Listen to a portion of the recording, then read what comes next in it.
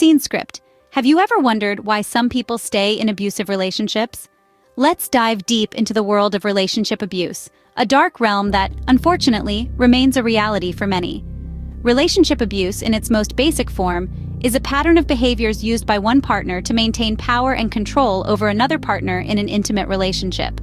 It's not just physical, it can be emotional, financial, and sexual too. Imagine relationship abuse as a monstrous beast, with 4 distinct heads, each representing a different form of abuse.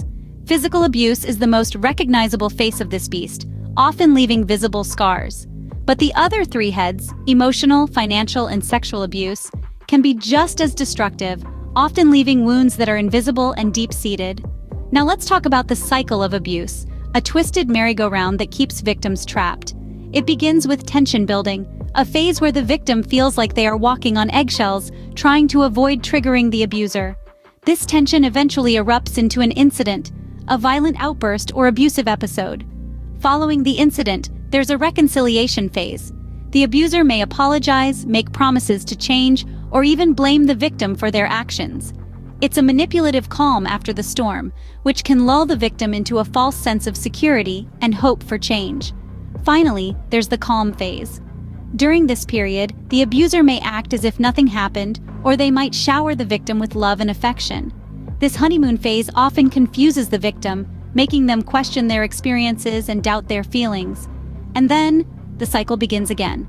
The tension builds, the incident occurs, reconciliation happens, and calm follows, over and over again. This repeating pattern can make it incredibly difficult for victims to break free.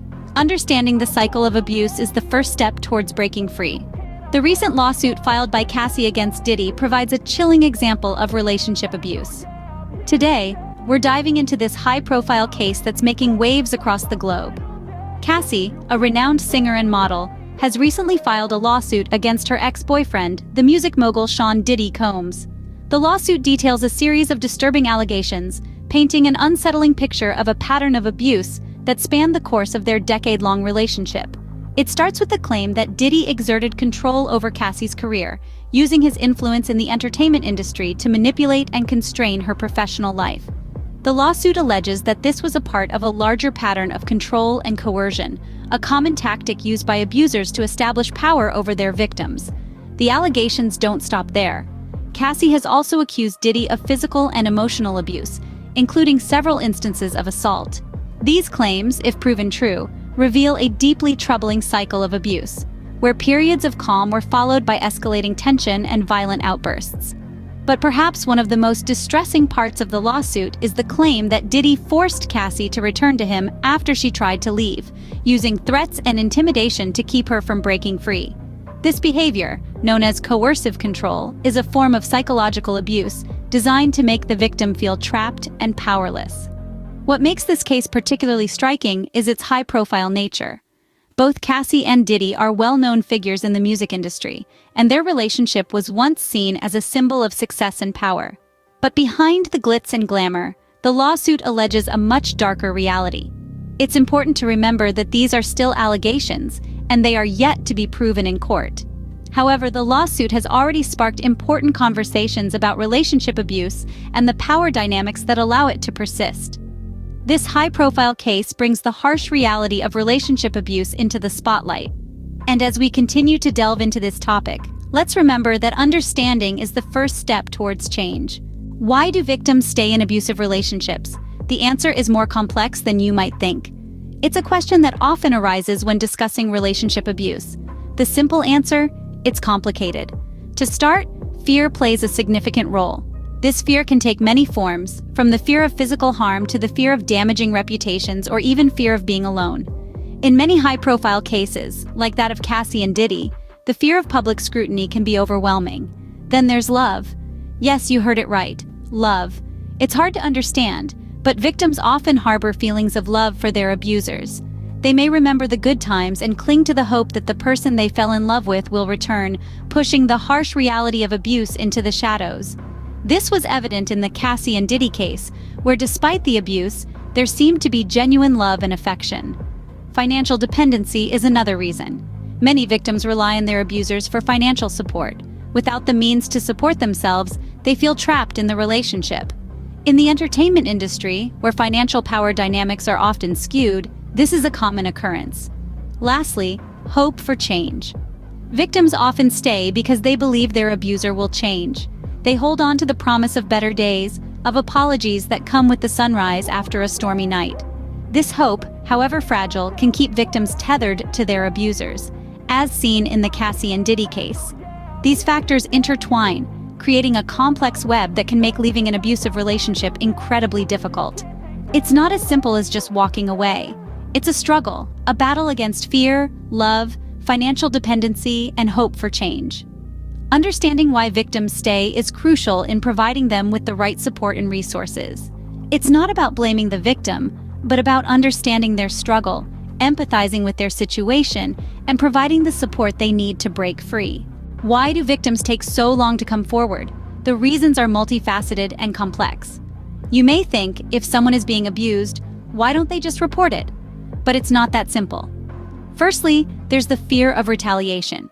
Victims often fear that if they disclose the abuse, their abusers will retaliate, escalating the violence. This fear can be paralyzing, keeping victims silent and trapped in abusive situations. Then, there's the heavy burden of shame and guilt. Victims may internalize the abuse, feeling ashamed or even guilty, as if they are in some way at fault. This self-blame can be crippling, silencing victims and preventing them from coming forward. Another significant barrier is the lack of trust in the system. Many victims fear that they will not be believed or that the legal system will not protect them. This fear is often fueled by societal attitudes and victim-blaming narratives that question the victim's actions, rather than holding the abuser accountable. In the case of Cassie and Diddy, the fear of not being believed, given Diddy's power and influence, could have been a significant factor in Cassie's delayed disclosure. Understanding these barriers can help us better support victims and create a society where they feel safe to come forward. By acknowledging these challenges, we can work towards creating an environment where victims feel believed, supported, and protected, encouraging them to break their silence and seek help. Age and power dynamics play a significant role in relationship abuse. But how? Let's dive in. One of the most pivotal factors is the age difference between the individuals involved. When there's a significant age gap, the older partner often assumes a position of authority, which can easily tip into dominance. This dynamic can be seen in the case of Cassie and Diddy, where Diddy, being considerably older, might have wielded more power in their relationship. Now, it's not just about the years, it's about experience, maturity, and the ability to navigate complex emotions and situations. The younger partner, perhaps less experienced, might struggle to assert themselves or may be more susceptible to manipulation. But age is just one side of the coin. Power dynamics, especially in the world of glitz and glamour, play a massive role. In the entertainment industry, power often comes with fame, influence, and financial stability. Take the case of Diddy, a well-established figure in the industry. His stature could have potentially created a power imbalance with Cassie, who was at a comparatively nascent stage in her career when their relationship began. This imbalance can create an environment where the less powerful individual feels pressured to conform to the desires of the more powerful partner, leading to potential abuse. Furthermore, power dynamics aren't always overt. They can be subtle, ingrained in the way partners communicate, the decisions they make, and how they react to conflict. A partner with more power may use it to control, manipulate, and belittle, often leaving the other feeling trapped and voiceless. But here's the thing. Age and power dynamics don't automatically lead to abuse. They become problematic when they cultivate inequality, lack of respect, and coercion. And in the world of fame, where personal boundaries can blur, recognizing these dynamics becomes even more crucial. Recognizing these dynamics is key to preventing and addressing abuse. Acknowledging the problem is the first step towards a solution. So let's keep the conversation going. Let's make relationships safer, healthier, and more equal for everyone. Breaking free from an abusive relationship is difficult, but not impossible. It requires strength, courage, and a strategic plan. The first step is recognizing the signs of abuse. These can include control, coercion, threats, intimidation, isolation, or financial abuse. It's important to remember that abuse is not always physical. Emotional and psychological abuse can be just as damaging. Once you've acknowledged the abuse, seek help. You are not alone, and there are numerous resources available for victims of abuse. Reach out to local domestic violence hotlines, which can provide confidential advice and support. They can guide you through safety planning, legal options, and even help you find shelter if necessary. Establishing a support network is another crucial step in breaking the cycle of abuse. This network can be comprised of friends, family, or even support groups of other individuals who have experienced similar situations. Their understanding, encouragement, and support can be invaluable as you navigate your way out of an abusive situation. It's also important to prioritize self-care during this process. That might involve seeking therapy to deal with the emotional aftermath of abuse, or simply taking time each day to do something that makes you happy and helps you regain your sense of self-worth. Don't forget about the power of education. Learning about the dynamics of abuse can provide you with the knowledge you need to understand what has happened and why it's not your fault. It can also help you recognize potential red flags in future relationships. Lastly, remember that it's okay to seek professional help.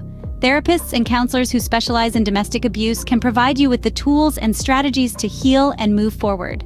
Remember, it's never too late to break free and start over. Each step you take towards independence is a step away from the cycle of abuse. It's a journey, but one that leads to a life free from fear and full of potential. Relationship abuse is a societal issue that requires collective action. It's not just about the victims and the abusers, it's about all of us. Each one of us has a role to play in this narrative. We can all contribute to a society where love doesn't hurt, where respect is the foundation of every relationship, and where everyone feels safe and valued. To start with, let's commit to educating ourselves about relationship abuse. It's not just physical violence. It includes emotional, verbal, and financial abuse too. It's about power and control. It's about making someone feel less than what they are. The more we understand this, the better equipped we are to identify and confront it. Supporting victims is another crucial aspect. It's not easy for someone trapped in an abusive relationship to break free. They need our understanding, our empathy, and our help. Let's provide them with safe spaces to share their experiences. Let's listen to their stories without judgment. Let's believe them and assure them that it's not their fault. And most importantly, let's help them find the resources they need to escape the abuse and start anew. Challenging abusive behavior when we see it is just as important. Silence is complicity. If we witness abuse, let's call it out. Let's not normalize it or make excuses for it. Let's remind the abusers that their actions are unacceptable and they will be held accountable. As a society, we can help break the cycle of abuse. We can create an environment that doesn't tolerate abuse, that empowers victims to seek help, and that rehabilitates abusers. We can advocate for stronger laws and policies to protect victims and punish abusers. We can promote healthy relationship behaviors and attitudes among our youth. We can all do something. We can all make a difference. It starts with understanding that relationship abuse is not just a personal issue, it's a societal issue.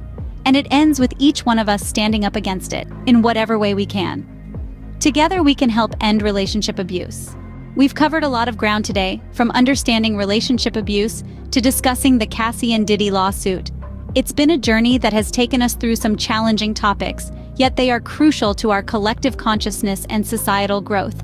We began by delving into the concept of relationship abuse, a complex and multifaceted issue that often goes unseen or misunderstood. We talked about how it is not always physical, but can be emotional, financial, or sexual as well. We emphasized that abuse, in any form, is never okay. We then turned our attention to the recent case involving Cassie and Diddy. We used this high-profile example to illustrate how abuse can occur even in seemingly glamorous and successful circles. We've seen how fame, wealth, and influence do not exempt anyone from being a victim or a perpetrator.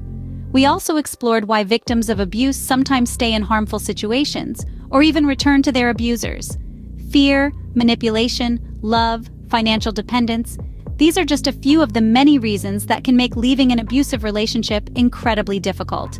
The role of age and power dynamics in abusive relationships was another important topic we touched upon. We discussed how these factors can contribute to the cycle of abuse, with the abuser often using their age and status as tools of control and manipulation.